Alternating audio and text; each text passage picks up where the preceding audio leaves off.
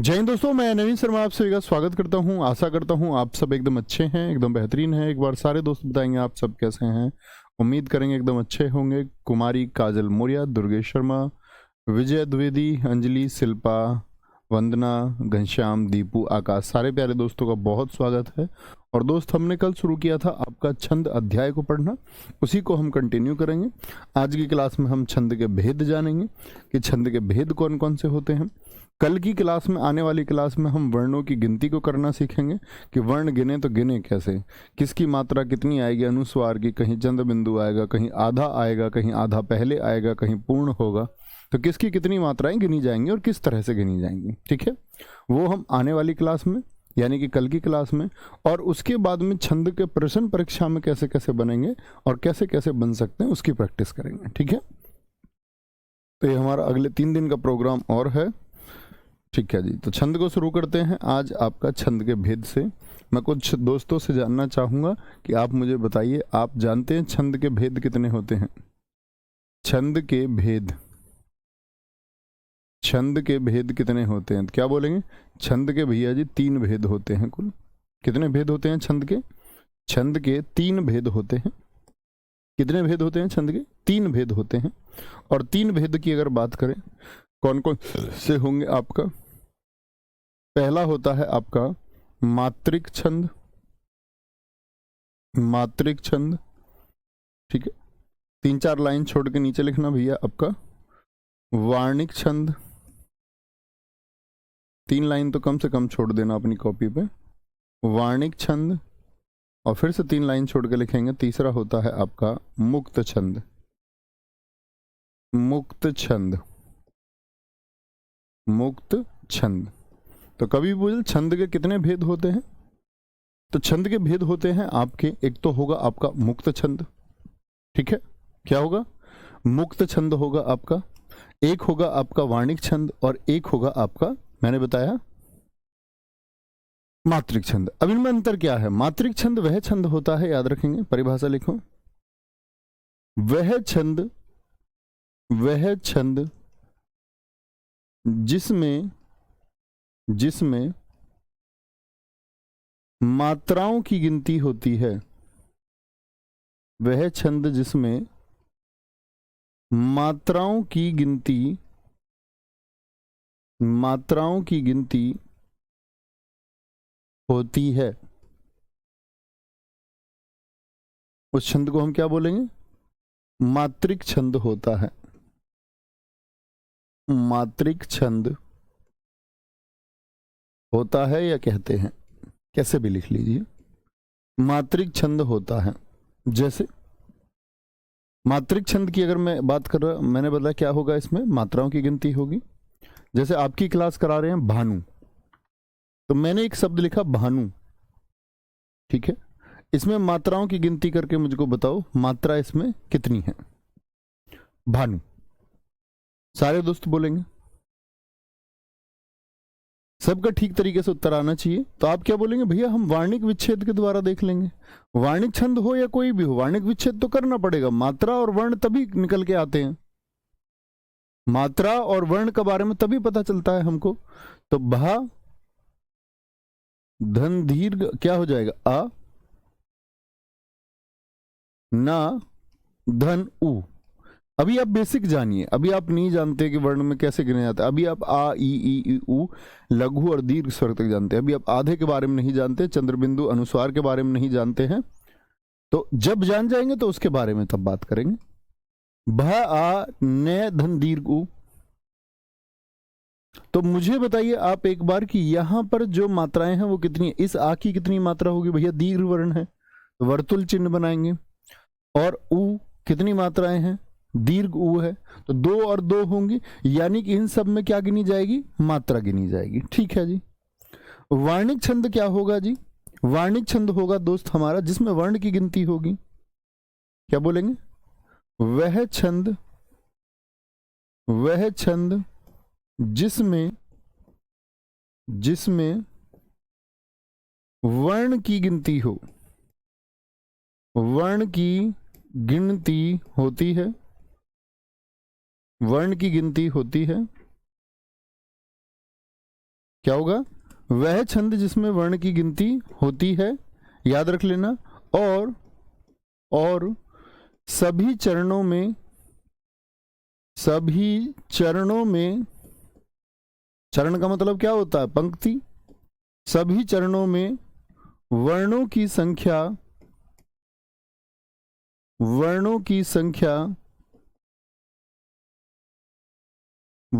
संख्या लघु, यानी लघु भी होता है और गुरु वर्ण भी होता है। लघु और गुरु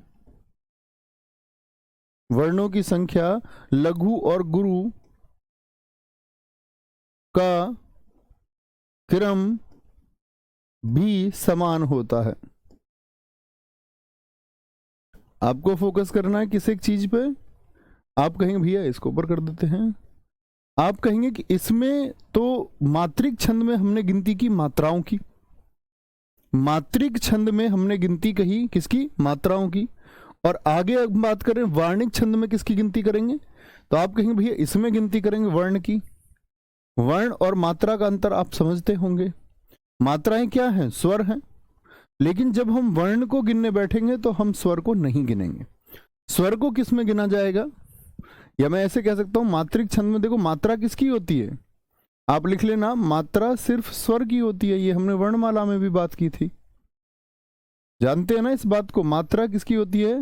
व्यंजन की कोई मात्रा होती ही नहीं। क्या बोलेंगे? आपका मात्रा सिर्फ स्वर की होती है।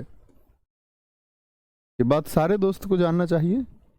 वार्णिक छंद क्या होता है? इसमें वर्ण की गिनती होगी।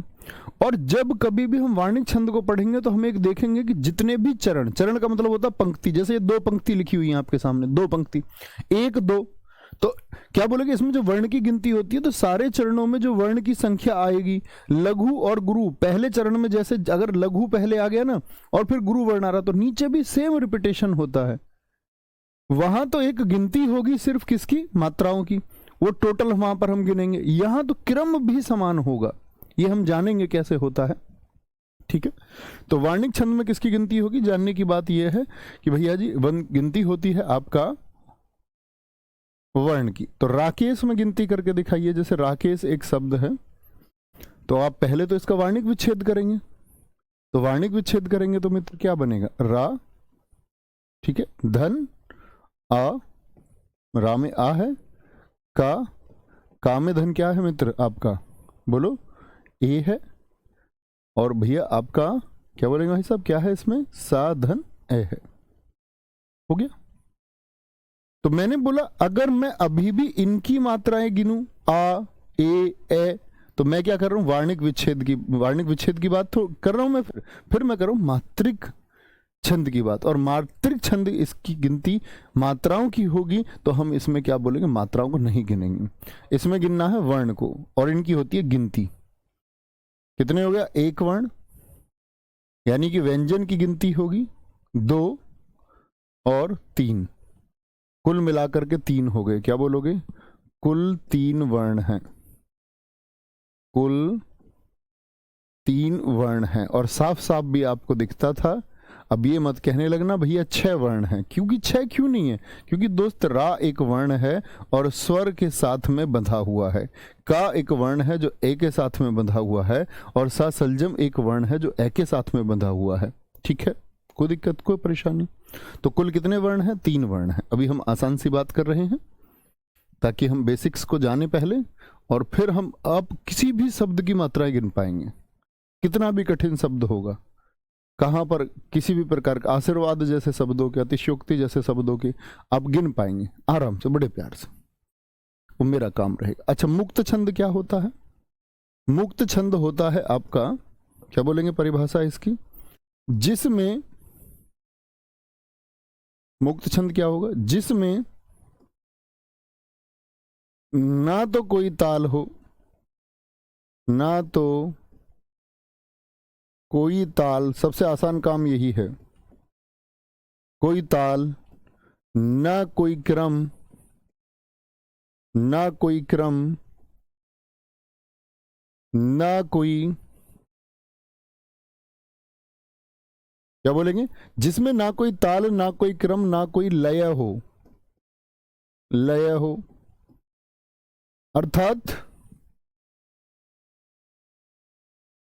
अर्थात क्या बोलेंगे, जिसमें ना तो, कभी परीक्षा में नहीं पूछा जाएगा आपसे, जिसमें ना तो वर्ण की गिनती हो, वर्ण की गिनती हो,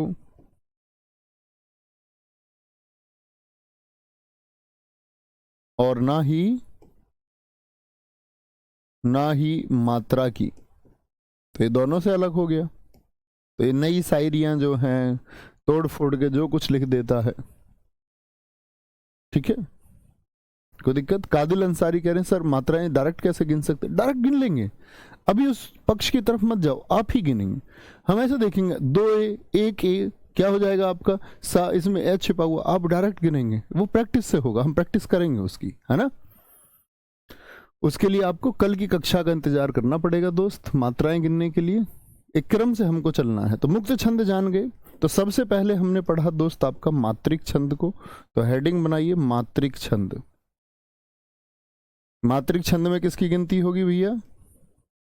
अब परिभाषा बार बार लिखने की जरूरत तो नहीं। मात्रिक छंद वह होगा जिसमें मात्राओं की गिनती होती है, और ये 3 प्रकार के होते हैं मात्रिक छंद में। एक तो होंगे सम मात्रिक, यानी हर चरण में मात्रा समान होंगी, सम मात्रिक छंद होंगे। दूसरे आपके होंगे विषम मात्रिक छंद, विषम मात्रिक छंद। और तीसरा होगा आपका क्या? तीसरा होगा आपका अर्ध सम मात्रिक छंद, अर्ध सम मात्रिक छंद। देखो जैसा कि उसकी नाम की परिभाषा से भी आपको स्पष्ट दिखता है। तो क्या बोलेंगे, इसमें मात्राएं कैसी होंगी? हर चरण में मात्रा क्या होंगी? समान होंगी। विषम, विषम आप जानते हैं दोस्त, जो 2 से विभाजित ना हो, जैसे 1 और 3 क्या है? विषम। 5 क्या है? विषम। 7। तो इसमें विषम चरण में, विषम का मतलब पहली पंक्ति, फिर तीसरी पंक्ति, फिर 5वीं पंक्ति समान होगी मात्राओं में, और दूसरी, चौथी, छठी, 8वीं वो समान होंगी। अर्धसम मात्रिक में क्या होगा कि कोई भी दोनों से आधे सम होंगे, आधे विषम होंगे, इनके संयोग से बनेंगे। कैसे बनेंगे? तो क्या बोलोगे?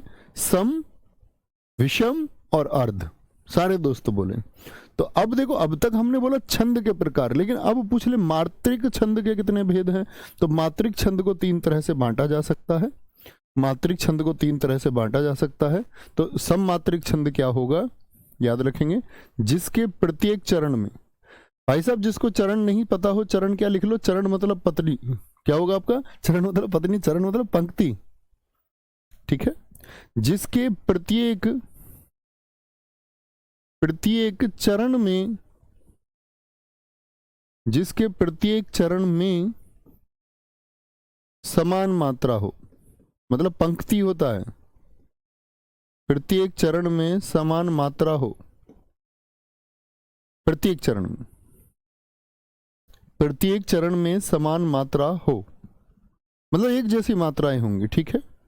अच्छा जी, ये तो हुई पहली बात। दूसरी बात लिखें, इसमें प्रत्येक में 4 चरण होते हैं, 4 चरण होते हैं। सममात्रिक में कितनी पंक्तियां होंगी? 4 चरण होते हैं, ठीक है। अब 4 चरण के बाद में देखिए 4 पंक्ति होंगी, मात्रा समान होंगी। तो इसके उदाहरण कौन कौन से हैं, उनको क्रम से लिखना। जैसे इसमें पहला आता है आपका, अहीर से शुरू करते हैं इसको। अहीर, अहीर में मात्राओं की संख्या कितनी होती है? अहीर के प्रत्येक चरण में कितनी मात्रा होंगी? अब इतनी बात तो समझ गए कि प्रत्येक चरण में, यानी कि अहीर में 4 पंक्तियां होंगी और 4 में मात्राएं कितनी होंगी? 11 11 11 11। उनको गिनना हम सीखेंगे। अभी हम सिर्फ पहले परिभाषाएं लिख लें सबकी, ताकि जब हम मात्रा गिने तो हम जान भी पाए साथ में। अच्छा भैया ये होगा, इसमें तो 12 मात्रा होती हैं तोमर में, तोमर में 12 मात्राएं होती हैं। चौपाई में आपका, चौपाई शायद बहुत सारे जानते होंगे दोस्त, बताएं। चौपाई में 16 मात्रा होती हैं दोस्त आपका, चौपाई में 16 मात्रा, और सबसे ज्यादा उदाहरण चौपाई के ही पूछे जाते हैं। क्या बोलोगे? चौपाई में 16 मात्राएं होती हैं। जैसे मैं आपको एक बार मात्राएं गिन के दिखाता हूँ, इसका चौपाई का एक उदाहरण बताता हूँ, बड़ा अच्छा सा एक उदाहरण है, लिखना अपनी कॉपी पे। पर सहसा यह रूप, गिनना मात्राएं, प्रयास करना बस थोड़ा सा। पर सहसा यह रूप, एक बार प्रयास करेंगे, जो हमने वार्णिक विच्छेद किया। देख, क्या बोलोगे? पर सहसा यह रूप देख, नहीं ये तो फिर इसमें मात्राएं ज्यादा हो जाएंगी, कुछ और बदलते हैं।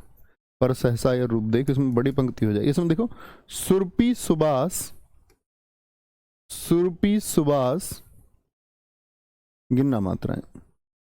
सुरपी सुबास सरस अनुराग, सरस अनुराग, इसमें गिने, आसान है आपके लिए, वहां तो ज्यादा हो जाएंगी मात्राएं।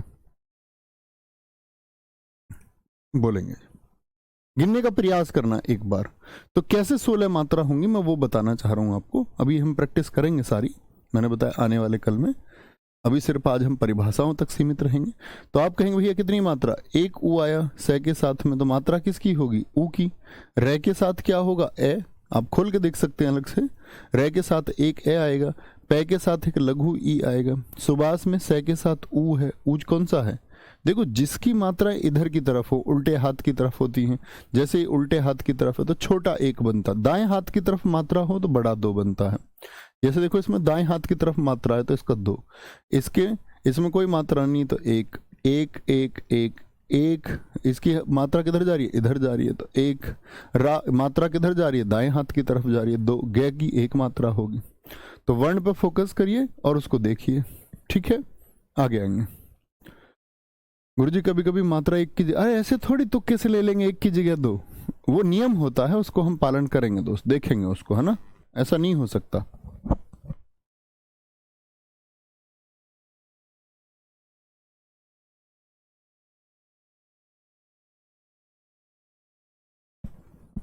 आगे आएंगे, लेकिन भैया फटाफट से सारे दोस्तों का उत्तर आना चाहिए। अब देखो, इसमें कम आई कि ज्यादा आई? अब ऐसा हो सकता है कि इसमें आपका, अब आप कहेंगे भैया इसमें हम गिनने बैठेंगे तो देखें, 3, 1 4 2 6 1 7 8 9 10 11 12 2 14 और 1 15, यानी होनी चाहिए कितनी? 16। तो सुरपी में हमने किया 3, सुबास में हमने किया आपका 4 मात्रा, सरस में 3 मात्राएं, अनुराग में कितनी मात्राएं हो गई? बोलेंगे भाई फटाफट से। तो आप कहेंगे भैया 15 मात्रा हो रही है, तो चौपाई तो नहीं हो सकता। तो चौपाई नहीं हो सकता तो इसका मतलब हमने कहीं गलती की। तो ये अनुराग की जगह होता अनुरागा, अनुराग की जगह क्या होता? अनुरागा होता है। और यदि ये अनुरागा हो जाए तो यहां पर मात्राएं कितनी हो जाएंगे? बोलेंगे, गा की जगह अगर गा हो जाए तो ये जो एक मात्रा है, ये मात्रा क्या हो जाएगी आपका? ये मात्रा क्या हो जाएगी? 2 हो जाएगी। क्या हो जाएगी? 2। और होता भी अनुरागा ही है। सुरपी सुभाष मात्राएं समान रहेंगी, सरस अनुरागा। तो आप क्या बोलेंगे भैया? अनुराग से तो 15 मात्राएं होती हैं, तो अनुरागा सही है, और अनुरागा से बनती हैं आपकी 16। 15 गिने होंगे आपने। यदि ये अंतर समझे कि एक मात्रिक था आपका गे, जैसे ही गा किया तो द्विमात्रिक हो गया, तो अनुरागा सही होता है। इसीलिए हमारी 15 आएंगी, और हम अनुरागा करेंगे तो 16 आएंगे। ठीक है, समझे बात को? और एक हमारे बहुत सारे मित्रों ने लिखा भी था इसको, रामनिवास जी, आकाश जी, अनुराग की जगह अनुरागा होगा। बहुत शानदार, समझे? इस तरह से हम मात्राएं गिनेंगे, ये हमारा कल का काम होगा। अभी आज हम सबकी परिभाषाएं जान लेते हैं। क्या बोलेंगे जी? चौपाई होगा आपका 16 मात्राओं का, और चौपाई के बाद में आपका आएगा इसमें, चौपाई के बाद में राधिका आएगा। राधिका में 22 मात्राएं होती हैं। राधिका के प्रत्येक चरण में कितनी मात्रा होंगी? 22 मात्रा। आसान तो आप गिन लेंगे, लेकिन बहुत सारे टिपिकल वर्ड भी कभी कभी आ जाते हैं। ठीक है, राधिका हो गया। रोला आएगा आपका, रोला में आपकी आ जाएंगी 24 मात्राएं। क्या बोलोगे? 24 मात्रा आएंगी, और 24 मात्रा वो रहेंगी आपका 11 13 के क्रम में। ये बात आगे लिख लेंगे, यानी 11 फिर 13 होंगी, कॉमा लगा हुआ मिलेगा आपको। सबके उदाहरण हम करेंगे। गीतिका में होंगी आपकी कितनी, बताएं भैया? गीतिका में जो मात्राएं होंगी, गीतिका में होंगी 26 मात्रा, 26 मात्रा, ठीक है। 26 साल की गीत गा रही हैं और 14 और 12, यानी 14 पर एक कॉमा मिलेगा, उसके बाद में 12 गीतिका हो गया। फिर सरसी आता है, सरसी, सरसी में होती है आपकी 27 मात्रा, इसमें कोई क्रम नहीं होगा, कोई यति नहीं होगी, यति का मतलब विराम है, कॉमा क्या है, ये विराम है। 27 मात्रा किसमें होंगी आपका, वो होंगी आपका सरसी में, ठीक है। सरसी के बाद में इसमें आता हरि गीतिका 28 पर, हरि गीतिका, हरि गीतिका के प्रत्येक चरण में कितनी होंगी आपका 28 मात्रा होंगी, और वो 28 मात्रा होंगी, 16 के बाद में एक कॉमा होगा पंक्तियों में और फिर 12 होंगे हरि गीतिका।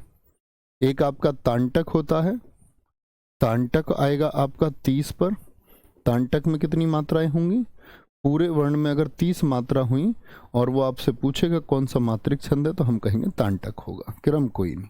फिर आता है आपका वीर या आल्हा, आल्हा सममात्रिक छंद, इसमें होंगी आपकी प्रत्येक चरण में 31 मात्रा। इस बात को समझ रहे हो ना दोस्त, प्रत्येक चरण, जैसे हमने अभी एक पंक्ति लिखी थी, एक पंक्ति लिखी थी हमने, सर अहीर में कैसे होगा, बच्चा अभी ये नहीं पूछेंगे, सबके उदाहरण करेंगे तो हम वर्षों तक लिखते रहेंगे इसको। अभी पहले एक टेबल बना लीजिए, टेबल बनाने के बाद में जब हम मात्राओं की प्रैक्टिस पर आएंगे और मैं आपको मात्राएं सिखाऊंगा, तब मैं आपसे पूछूंगा उस समय अहीर में कितनी होती है, तब ये चीज का क्रम बनता है। क्योंकि बिगर क्रम के पढ़ोगे तो फिर तो अहीर ही जानते रह जाओगे आज में, ठीक है।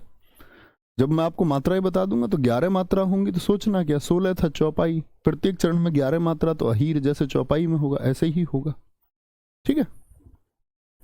इतनी बात लिख चुके, बोलेंगे मैं इतनी बात में किसी को कोई दिक्कत। दूसरी बात हमने की थी किसकी, एक बार नोट कर लेंगे तब आगे चलेंगे।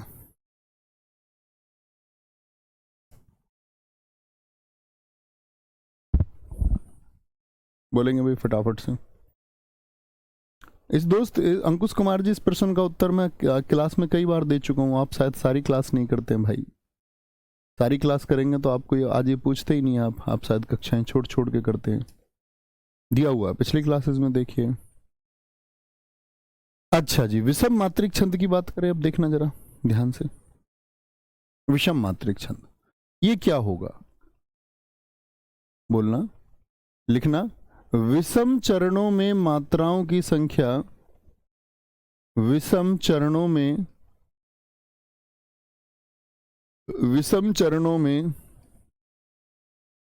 मात्राओं की संख्या, मात्राओं की संख्या समान होती है, समान होती है।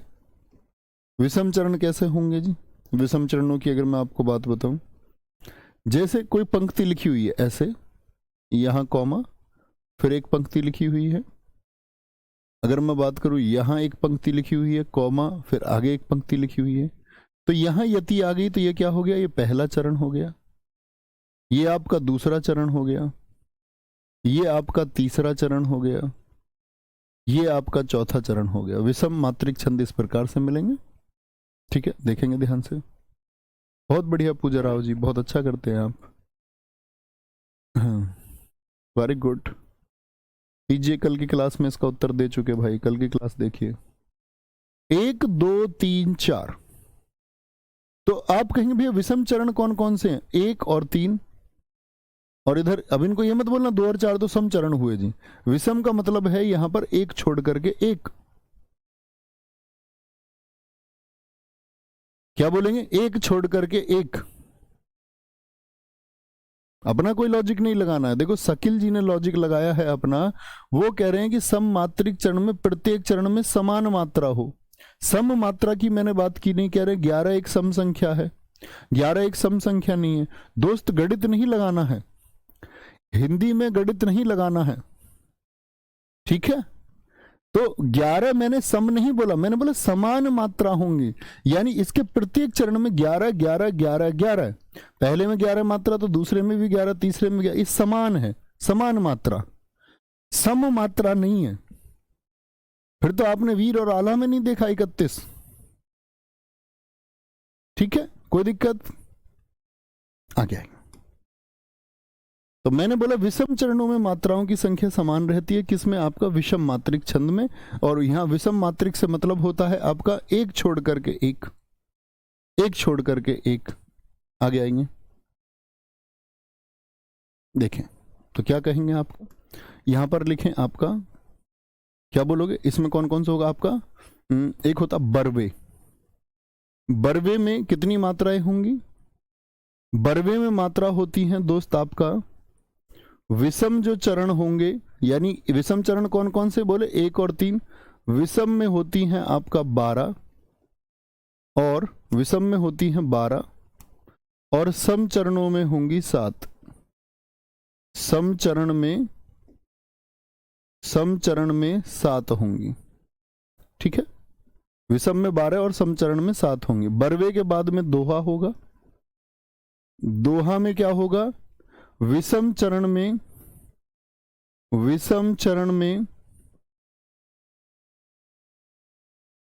13, और सम चरण में कितनी होंगी? जो सम चरण कौन कौन से? 2 और 4, तो सम चरण में होंगी 11, ठीक है।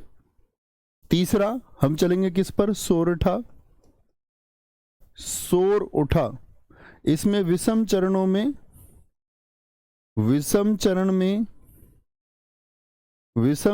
होंगी आपकी 11, और सम चरण में होंगी आपकी 13।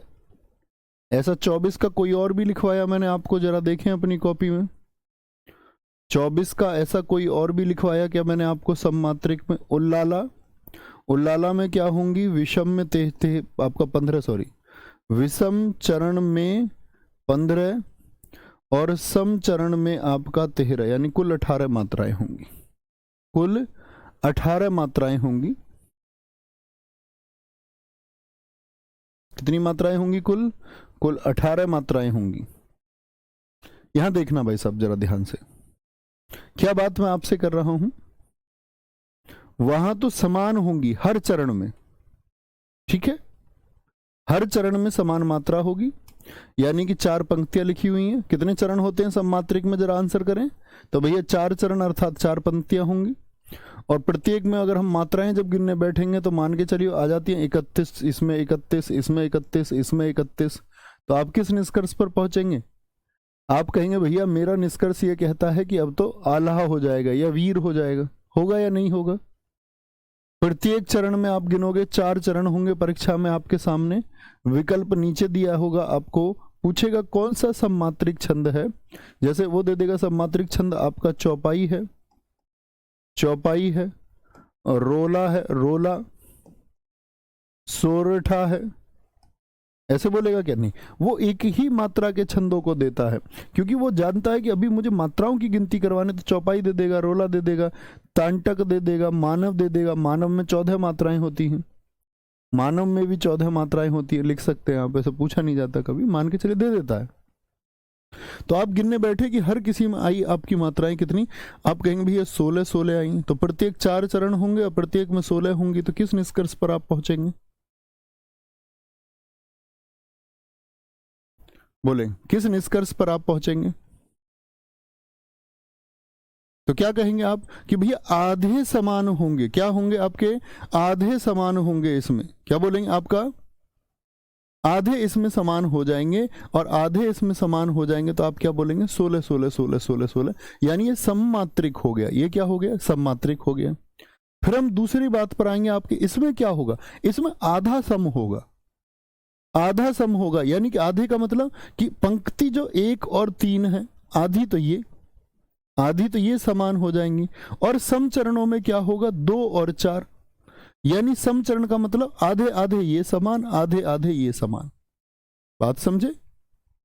इतनी भैया जी कुछ गलत हो गया है, हमने ये चीजें आपका अर्ध सम में लिखनी, तो गलती होगी क्या? विषम मात्रिक, ओहो, यहां देखो भाई साहब, यहां नहीं, ये हमने परिभाषा अर्ध सम मात्रिक में लिख रहे हैं, सॉरी।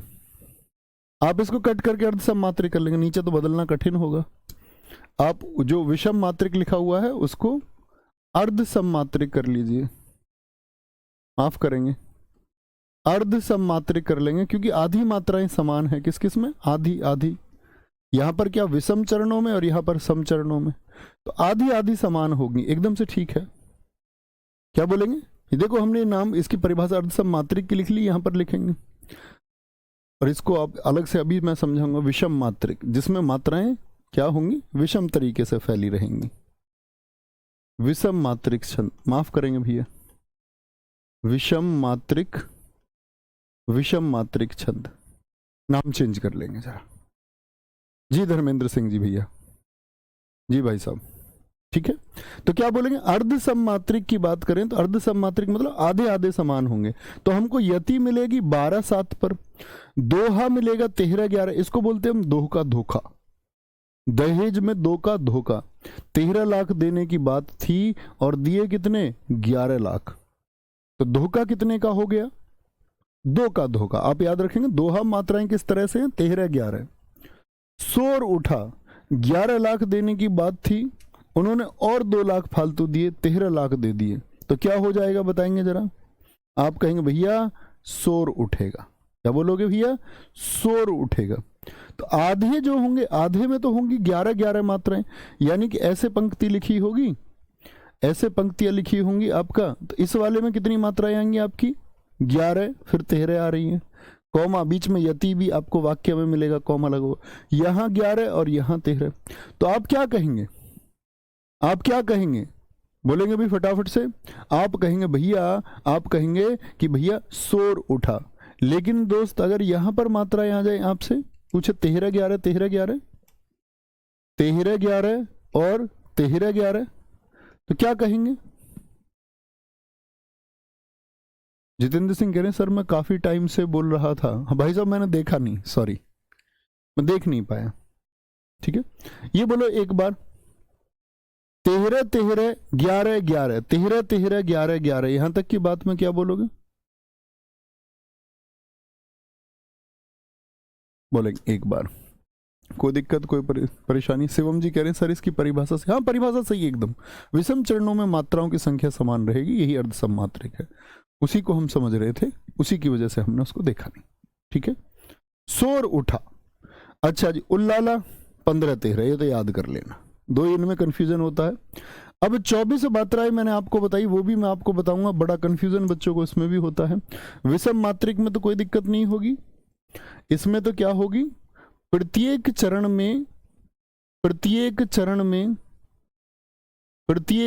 में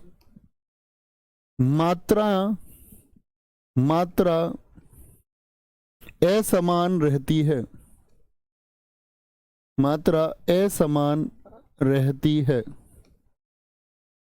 ये हम उदाहरण बात करेंगे इसका। प्रत्येक चरण में कौन कौन से होते हैं?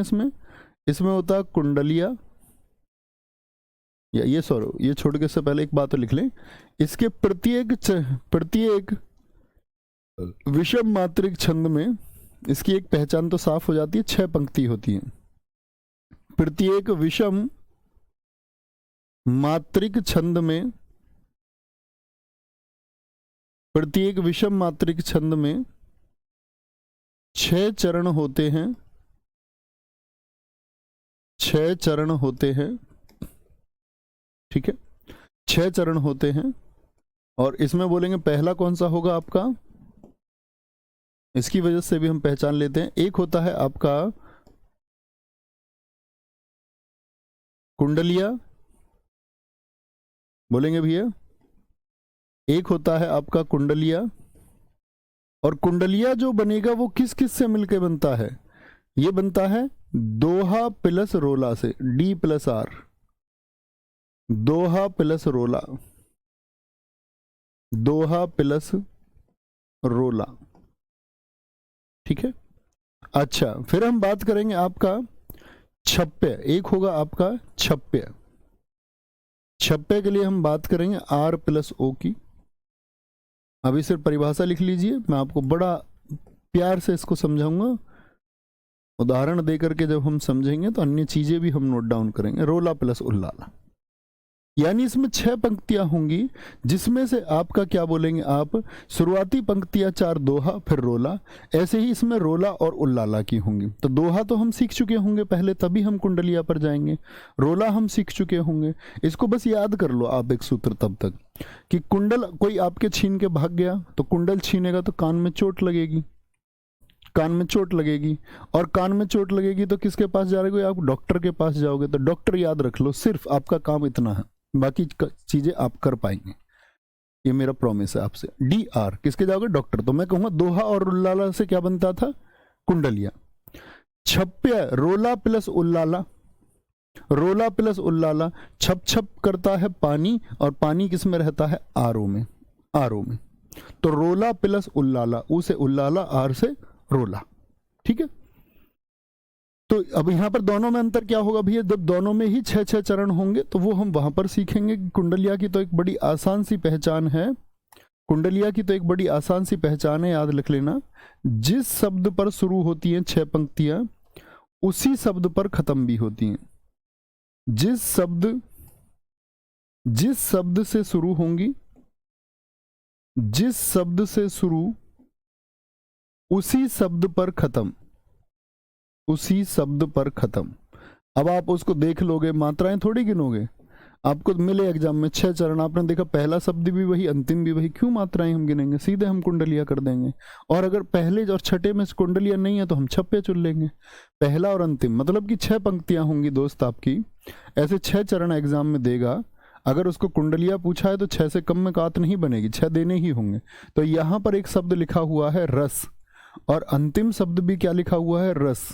तो क्या चुन लेंगे, कुंडलिया। और नहीं है समान तो क्या चुन लोगे, छप्पे, 2 ही तो है, और कुछ याद करने की आवश्यकता ही नहीं है। लेकिन कभी कभी परीक्षा में पूछ लेता है विषम मात्रिक छंद में कितने चरण होते हैं, आप कहेंगे 6। आपसे पूछे कुंडलिया का निर्माण किस किस से मिलकर के होता है, ये भी पूछ लेता है। तो कुंडल डॉक्टर, बोलो याद रहेगा, दोहा प्लस रोला, और अगर छप्पे की बात करें तो रोला प्लस उल्लाला। हम मात्राएं भी गिनेंगे, ठीक है। बहुत बढ़िया, बहुत बोले जी, बहुत बढ़िया। एक बच्चे ने कहा कुंडल तेरे नाम के, तेरे नाम से ही खत्म। बहुत शानदार, मतलब जिससे शुरू होगा, सारे तुम कवि हो, जिससे शुरू होगा उसी शब्द पर खत्म होगा। बोलेंगे भी फटाफट से। कोई भी परेशानी है मित्र इस बात में, किसी भी मेरे साथी को शायद कोई दिक्कत नहीं होनी चाहिए। और अभी तो सिर्फ परिभाषाएं, अभी तो हमको जानना है कि भाई हम मात्राएं गिनेंगे। वहां मैं आपसे पूछूंगा भैया दोहा में कितनी मात्राएं बताई थी, तो तब तुमको पता होना चाहिए। दोहा मतलब 2 का धोखा, 13 की बात 11 होंगी। अच्छा, आप एक बात सोच रहे होंगे, अब जो अच्छे छात्र होंगे उन्होंने एक बात पर फोकस किया होगा। वापस हम चलते हैं, आपने एक बात पर फोकस किया होगा दोस्त, कि आप देखिए यहां पर सोरठा लिखा हुआ है, कितनी मात्राएं हुई सोरठा में टोटल। सोरठा को भाई साहब देखिए कुल कितनी मात्राएं हुई, विषम चरण में हुई आपका कितनी, 11। सोर उठा है 2 फालतू, 2 फालतू। बोलेंगे भी फटाफट, सर किसी और में 6 पंक्ति नहीं होती क्या? बेटा आप कक्षा में हैं या कहीं और हैं? बताया ना, जो सब मात्रिक उसमें 4 चरण होंगे। जब मैं आपको अर्ध सम मात्रिक बताऊंगा तब बताऊंगा उसके ज्यादातर उदाहरण 2 पंक्ति के होते हैं, वो हम प्रैक्टिस में सीखेंगे। और जो विषम मात्रिक उसमें 6 चरण होते हैं, तो किसी और में 6 क्यों होंगे जब उसमें 6 होते हैं तो, ठीक है। बोलो जी भाई साहब, इतनी बात में कोई दिक्कत? सोरठा में कितनी है, और सोरठा के अलावा रोला में भी देखिए जरा ध्यान से।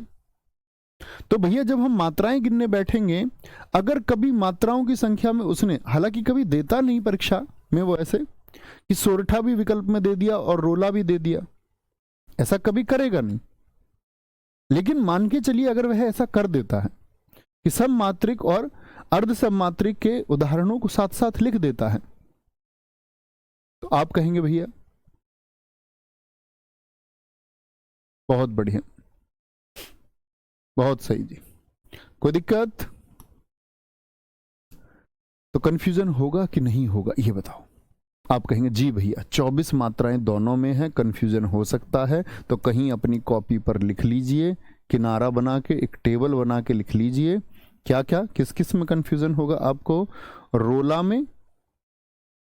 में भाई सोरठा, रोला मच गया, शोर उठ गया, एक ही जैसे तो है, पर रोला मच गया गांव में, लोग जो भूखे लोग हैं, दहेज के भूखे लोग हैं, उनके लिए तो बड़ी खुशी होती है, दहेज फालतू मिलता है। तो बोलेंगे भैया जो खुश होते हैं उससे, अरे वाह हम भूखों को इतना मिल गया। तो रोला और सोरठा अंतर क्या होगा जी, क्या कहेंगे? रोला और सोरठा क्या कह दे? आप कहेंगे भैया रोला में भी मात्राएं कितनी, 11 और 13 मात्रा। भैया सोरठा में भी 11 13 मात्रा। बड़ा कंफ्यूजन। चलो जी कोई बात नहीं, होने दो। ये कैसा है, पहला अंतर है, ये कैसा है, ये सममात्रिक है बेचारा, और सोरठा कैसा है, सोरठा बेचारा अर्ध सममात्रिक है, अर्ध सममात्रिक है। चलो जी ये बात भी हम जान गए। भैया अंतर कैसे करेंगे वो बात बता दो। अंतर करेंगे, याद रख लेना, जब इसकी मात्राएं हम लिखेंगे तो अंत में दीर्घ वर्ण आता है। दीर्घ वर्ण मतलब कि क्या होता, दीर्घ वर्ण वर्तुल आता है। जब आप मात्राएं लिखेंगे तो अंत में दीर्घ वर्ण आता है, और सोरठा में याद रख लेना अंत में लघु वर्ण। इसकी जब मात्राएं लिखेंगी और 24 हो तो कैसे पहचानोगे, अंत में लघु वर्ण आता है, अंत में लघु वर्ण आता है, ठीक है, याद रखेंगे। इसमें होते हैं आपके, ये सममात्रिक है तो इसमें 4 चरण होंगे, 4 चरण होंगे, और सोरठा के हमेशा 2 चरण होते हैं। परीक्षा में आपके 2 चरण लिखे हुए आएंगे। यानी मैंने आपको एक और बात समझाई, ध्यान से देखना। जो सममात्रिक होंगे, सममात्रिक में कितने चरण होते हैं, सममात्रिक में दोस्त आपके 4 चरण होते हैं, ठीक है। अर्ध सममात्रिक में आपके, आधे सममात्रिक में कितना होगा, अर्ध सममात्रिक में आपका कितने, 2 चरण होंगे। और साथ में याद रख लेना विषम मात्रिक में कितने चरण होंगे भैया, तो आप कहेंगे विषम मात्रिक में भैया जी 6 चरण होंगे, ठीक है। याद करेंगे मात्राएं। यहां रोला और सोरठा में क्या अंतर होगा, रोला और सोरठा में क्या अंतर होगा, तो आप कहेंगे भैया अंत में यदि दीर्घ वर्ण आया तो रोला होगा, ठीक है। अंत में 2 आए तो रे से रोला, ये क्या होता है 2, ऐसे भी याद कर सकते हो। इसके अंत में आएंगी 2 मात्रा, रोला वाले में रे में अंत में 2 आएंगी। सोरठा में कितनी आएगी, छोटी आएगी, छोटी आएगी। कोई दिक्कत, कोई परेशानी? दीर्घ वर्ण आएगा, गुरु वर्ण आएगा, अंतर हम समझेंगे। मैं वहां आपसे पूछना भी चाहूंगा कि भैया मैंने जो आपको बताया था वह तुमको याद है या नहीं, ठीक है, बोले जी कोई दिक्कत? मानिक निषाद बहुत बढ़िया, नवीन का अर्थ है कोई समस्या नहीं होगी, वेरी गुड, आगे बहुत शानदार। बेटा तुम्हारा सिलेक्शन होना जाना है नहीं कुछ बच्चों का, याद रख लेना, पढ़ना सीख लो। सर हमारा कॉल नहीं उठा रहा, हेल्पलाइन ये वो, इन क्लास में क्यों बोलते हो, बताओ मैं क्या आपकी बात करा दूं वहां जाके, नहीं करा पाऊंगा ना। थोड़े बौद्धिक बनो, थोड़े से होशियार बनो, ठीक है, आगे आएंगे, बोलेंगे भी। कोई दिक्कत, कोई परेशानी? आगे आते हैं। अब हम बातें हैं वार्णिक छंद पर। दूसरा मैंने बताया आपको वार्णिक छंद। देखो मुक्त छंद तो कुछ होगा ही नहीं, वो तो नई कविता है, उसमें तो कोई नियम ही नहीं लगता। वार्णिक छंद में किसकी गिनती बताई थी, वर्णों की गिनती बताई थी, वर्णों की गिनती बताई थी। और ये परीक्षा में हालांकि पूछे नहीं जाते, फिर भी हम इनको थोड़ी थोड़ी प्रैक्टिस इनकी करेंगे। इंद्र वज्रा, और मान के चलिए पूछ ही लिया जाए, और ऐसा भी नहीं है बिल्कुल नहीं पूछा जाता, पूछ लिया जाता है, और कम पूछा जाता है। यानी कि आपका अगर हम परीक्षा में बात करें तो आपका मात्रिक छंद ज्यादा पूछे जाते हैं। उपेंद्र वज्रा, ठीक है, एक वंशस्थ होगा, वंशस्थ होगा, वंशस्थ होगा, ठीक है। वंशस्थ के बाद में आपका द्रुत विलंबित होगा, द्रुत विलंबित होगा, विलंबित होगा। 5वां आपका बसंत तिलका होगा, बसंत तिलका। बड़े अजीबो गरीब नाम लग रहे होंगे जो पहली बार पढ़ेंगे, लेकिन आप धीरे धीरे धीरे धीरे इन नाम एकदम फैमिलियर हो जाएंगे आपके लिए। मालिनी 15 होगा। शिखरणी, सबसे मुख्य तो ये 7 हैं, सबसे मुख्य तो ये 7 हैं शिखरणी। फिर आता है आपका सवैया, सवैया आता है। सवैया के बाद में आपका आता है, सवैया के बाद में आपका आता है मालिनी सवैया, मालिनी सवैया आएगा। फिर होता है हमारा मालती सवैया, मालती सवैया। ये जस्ट बेसिक मात्राओं का एक टेबल हम बना रहे हैं, और कल हम जब पहले वर्ण की प्रैक्टिस कराऊंगा फिर उसके बाद में हम चलेंगे।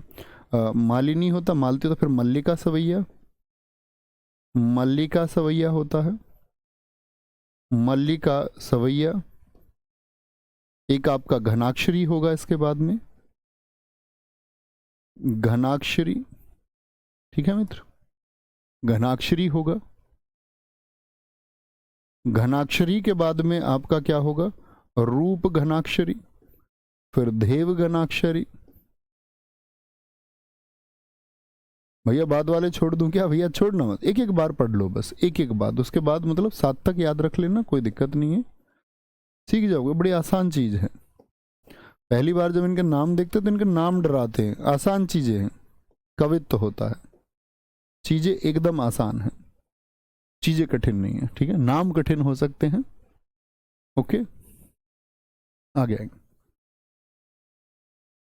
बोलेंगे भाई भैया हिंदी का प्रैक्टिस सेट करा देना यूपी पुलिस के लिए। सब लोगों की डिमांड यही है हर जगह, मैंने बोला तो हुआ था भाई, मैंने कहा था आपकी एग्जाम की डेट आएगी तो मैं आपको प्रैक्टिस सेट करा दूंगा, निश्चिंत रहें।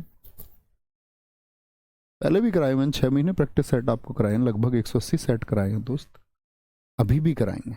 5 तारीख से सेट शुरू कर देंगे, और जो प्रैक्टिस सेट होगा वो दोनों एग्जाम के लिए समान रूप से, यूपीएसआई के लिए, यूपी कांस्टेबल के लिए उपयोगी होगा, क्योंकि प्रश्न लगभग एक जैसे हैं, और हम उसमें अच्छा से एक लेवल रखेंगे, ठीक है ना, एक अच्छा लेवल हम वहां पर रखेंगे। ओके, क्योंकि यूपीएसआई की अगर बात करें तो यहाँ पर भी उतने ही क्वेश्चन आएंगे आपका 40, और यूपी कांस्टेबल में भी 37 आते, तो रेशियो समान ही रहता है, ठीक है। हरिकेश यादव जी, मुझे उस बारे में जानकारी नहीं है दोस्त, कुछ भी होती तो जरूर देता। क्या बोलेंगे, इंद्र वज्रा। अब इंद्र वज्रा में क्या होगा, इसका इसमें आपके 11 वर्ण होंगे। पूछेगा निम्नलिखित में से कौन सा वार्णिक छंद है। उपेंद्र वज्रा, इसमें वर्णों की गिनती होगी, मात्रा नहीं गिनी जाएंगी।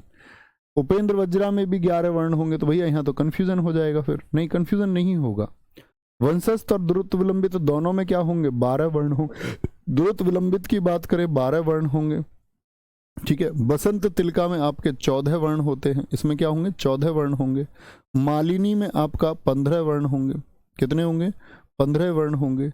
शिखरणी की अगर हम बात करेंगे आपका, इसमें 17 वर्ण होंगे, 17 वर्ण होंगे, ठीक है। शिखरणी में कितने होंगे, 17 वर्ण होंगे आपका।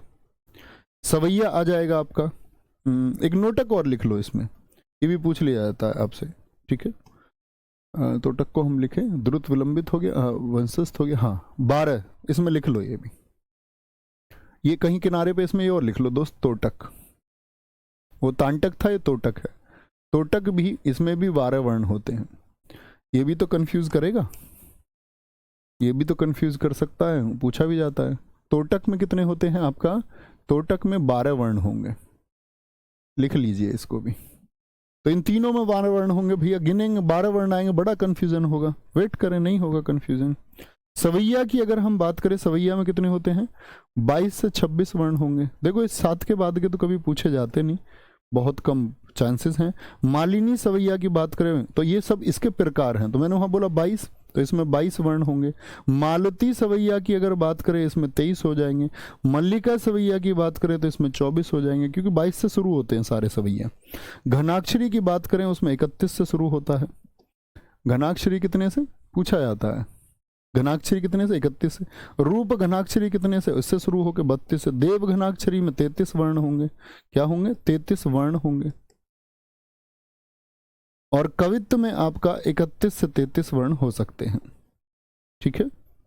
और इनकी सबसे खास बात क्या है कि घनाक्षरी और कवित्व कभी आपको परीक्षा में एक साथ नहीं मिलेंगे। ओके